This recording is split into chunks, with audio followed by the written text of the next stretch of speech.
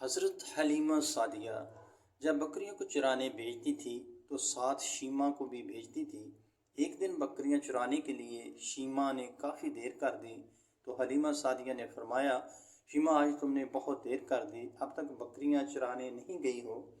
تم امی میں نے آج بکریاں چرانے نہیں جانا، میں اکیلی ہوں اور بکریاں زیادہ ہیں، گرمی کا موسم ہے، بھاگ بھاگ کر میں تھک جاتی ہوں، مجھے اکیلی سے یہ نہیں ہوتا، اب آپ میرے ساتھ کسی کو بھیجا کریں۔ شیمہ نے فرمایا، بیٹی گھر میں تو اور کوئی بھی نہیں جس کو آپ کے ساتھ بھیج سکوں، اکیلے ہی جانا پڑے گا۔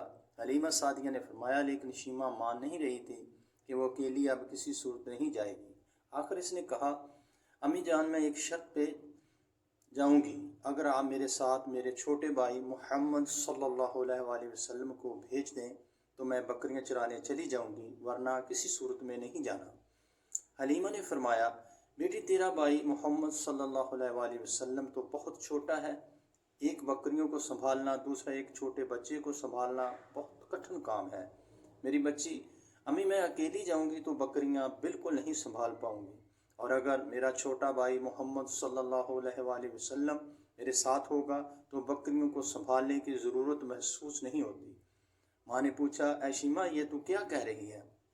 مجھے سمجھ نہیں آ رہا۔ شیمہ نے کہا، امی جان ایک دفعہ پہلے میں اپنے بھائی کو ساتھ لے کر گئی تھی بکریاں چرانے کے لیے، میں نے دیکھا کہ بکریاں جلدی جلدی چر کر گھاس کھانے لگیں، پھر جس جگہ میں اور محمد صلی اللہ علیہ وآلہ وسلم بیٹھے ہوئے تھے، بھائی میری گود میں تھا، تو تمام بکریاں وہاں جمع ہو گئیں اور تمام بکریاں محمد صلی اللہ علیہ وسلم کے نزدیک ہو کر اس کا چہرہ دیکھنے لگیں۔